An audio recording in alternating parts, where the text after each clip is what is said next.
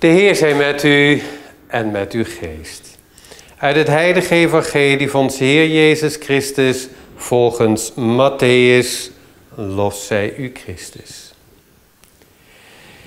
In die tijd zei Jezus tot zijn leerlingen: wanneer uw broeder gezondigd heeft, wijs hem dan onder 4 ogen terecht.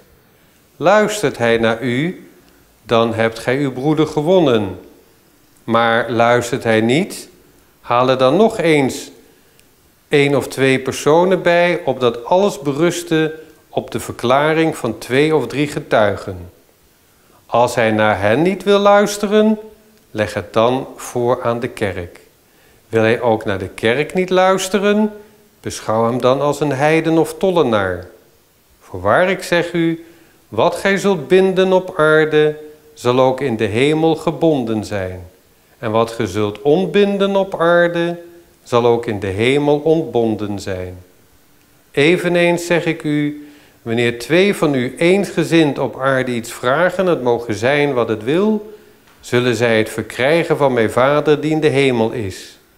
Want waar er 2 of 3 verenigd zijn in mijn naam, daar ben ik in hun midden. Woord van de Heer, wij danken God.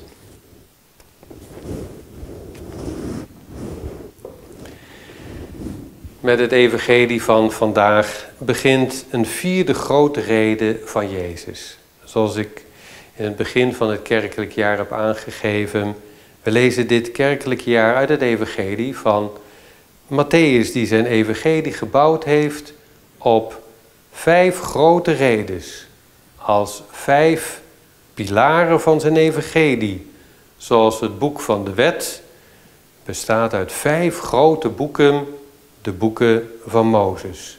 En presenteert Matthäus Jezus hier als de nieuwe Mozes, als de nieuwe leraar en de nieuwe wetgever van wie je leert en wiens leerling je dan ook bent en wij allen zijn en wiens school wij vormen, de school van Jezus.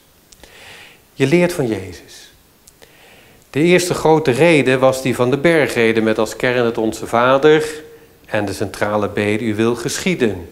Daarna de zendingsreden. Gaat en ik zend jullie als schapen tussen de wolven. Wees omzichtig als slangen en argeloos als duiven. Vrees niet. Jullie zijn meer waard dan 2 mussen en al de haren op je hoofd zijn geteld. En dan de derde grote reden. Die is geweest met al die vergelijkingen van het zaad dat gezaaid wordt. En de 5e en laatste grote reden zullen we op het einde van het kerkelijk jaar horen. Die over de waakzaamheid. Wees waakzaam, want gij weet niet op welk uur de Heer komt. Vandaag en de paar komende zondagen hoort u uit de 4e reden. En dat is de kerkelijke reden. Hoe we als kerk zijn en met elkaar ook omgaan. Het is blijkbaar een kerkelijke kwestie. Als broeders en zusters onder elkaar dat er terechtwijzing plaatsvindt. Dat als iemand gezondigd heeft, men terecht dient te wijzen. En dat iemand allereerst onder 4 ogen aangesproken wordt op het gedrag van die persoon. En als het om verkeerd gedrag gaat, dan moet daar iets over gezegd worden. Als er een gedragscode wordt overtreden, dan moet de ander daar ook over aangesproken worden. Daarbij is het dan de vraag of er geluisterd wordt. Wordt er geluisterd naar de terechtwijzing of wordt er niet geluisterd? Dat wil zeggen, wordt de terechtwijzing in de wind geslagen en blijft men het verkeerde gedrag voortzetten? Soms heb je al dat mensen gewoon niet luisteren bij het eerste en beste woord, dat ze het al meteen in de wind slaan. Ja, met die onzin, en daar doe ik niet aan mee, daar moet je niet mee aankomen bij mij. Je hebt ook luisteren en luisteren. Je kunt met een gulle lach luisteren en horen wat er gezegd wordt en toch niet veranderen. Of je kunt aan horen wat er gezegd wordt en veranderen. En je gedrag aanpassen. En je hart en je gedrag veranderen. Nou, dat is luisteren. De vraag komt zeker boven: wie geeft je het recht om een ander iets te zeggen of terecht te wijzen? Zeker, we kennen allemaal het woord van de Heer: wie zonder zonde is, werpen de eerste steen. Zeker, we kennen allemaal het woord van de Heer: oordeelt niet, opdat gij niet geoordeeld wordt. En heel gauw kunnen wij met onze oordelen dus klaarstaan om anderen te oordelen. Maar vergeet niet, je staat zelf onder het oordeel van God. En wij kennen allemaal het woord van de Heer: haal eerst de balk uit je eigen oog, om dan de splinter uit het oog van de ander te halen. Men ziet de splinter in het oog van de ander zo snel, maar de balk in eigen oog, die ziet men niet. Hoeveel boter heeft men op het hoofd? Men ziet de fout bij de ander zo goed, maar zelfkritiek of zelfkennis en besef hoezeer fout je zelf zat. En toch bestaat er iets als broederlijke vermaning. En zijn er heel duidelijke kerkelijke kwesties die vermaning vragen. En dat is vaak niet gemakkelijk. Een broederlijke terechtwijzing geven en een broederlijke, zusterlijke terechtwijzing krijgen. Het is iets profetisch. Het gaat om een profetisch geluid te laten horen. Misschien niet zo prettig in het gehoor, omdat ons gehoor er niet meer op afgestemd is, maar het is wel heilzaam. Als we spreken, hoe moet dat dan? In de eerste lezing van de liturgie van deze zondag, die is uit de profeet Ezechiel.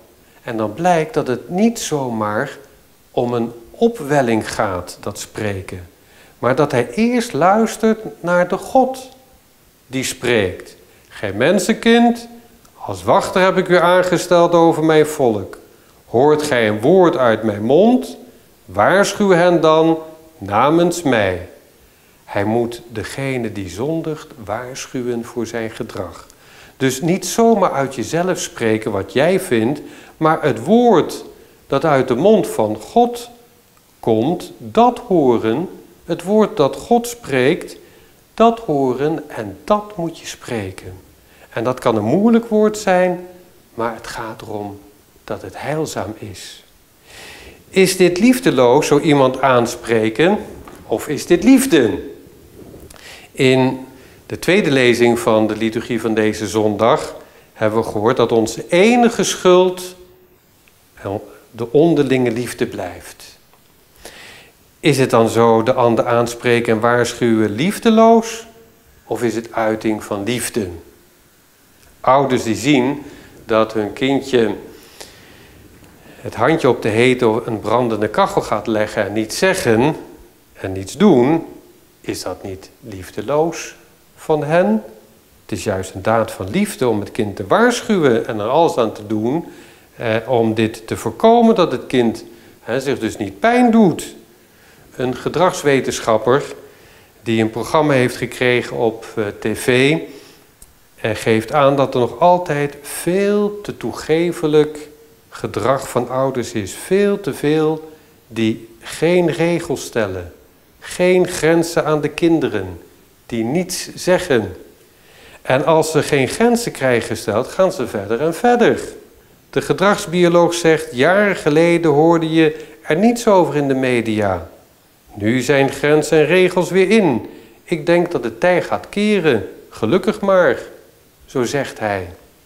Het is liefdeloos als je de naaste niet waarschuwt voor wat zijn eigen heil en dat van anderen schaadt. Als je de ander niet waarschuwt voor het kwaad. Zijn we elkaars broeders hoeder? Ja, dat zijn we. Het is liefde als we bedacht zijn op het zielenheil van de naasten. En het gaat niet zomaar om regels en regeltjes, maar om de uitgangspunten van die regels. Zonde, het overtreden van Gods geboden, berokkent jezelf en je naaste altijd kwaad. Zo dienen we om te gaan met elkaar in de kerk en als broeders en zusters. En dit gedrag heeft een bezieling. Die moet ergens vandaan komen. En waar komt die vandaan? Nou, dat leert Jezus ook. Zijn school is ook de school van gebed. Hij zegt dat het bij de kerk hoort om eensgezind bidden. Samen bidden en te vragen in zijn naam. De broederlijke terechtwijzing kan alleen maar zijn als het een goede voedingsbodem heeft in het gebed. In de mate dat we ons openzetten voor God en zijn woord. In die mate zal onze omgang met elkaar ook liefdevol zijn naar Gods maat. Ook echt broederlijk en zusterlijk. De omgang met God is er een van hart tot hart, van een kind tot de vader. En dat mogen ook de omgang bepalen met elkaar. Een liefdevolle, respectvolle, hartelijke omgang die voortkomt uit onze biddende omgang met God. Die niet de zonde wil, want die berokkent schade aan het zielenheil van jezelf en van je naaste. Niet om van de ander af te zijn, maar bekommerd om het heil van de naaste. In de kerk, in de school van Jezus, is Hij in ons midden en vormt Hij het middelpunt. En Hij als middelpunt verbindt ons met elkaar en is ons samen zijn een echt hartelijk samen zijn. Dat schept een nieuwe gedragscode vanuit een liefde die de wet vervult. Een nieuwe liefde, dan worden we mensen die hun gedrag niet afstemmen op de wereld, maar mensen met een nieuwe visie, een bekeerd hart, een nieuwe liefde. Amen. Ik wens u nog een goede zondag toe.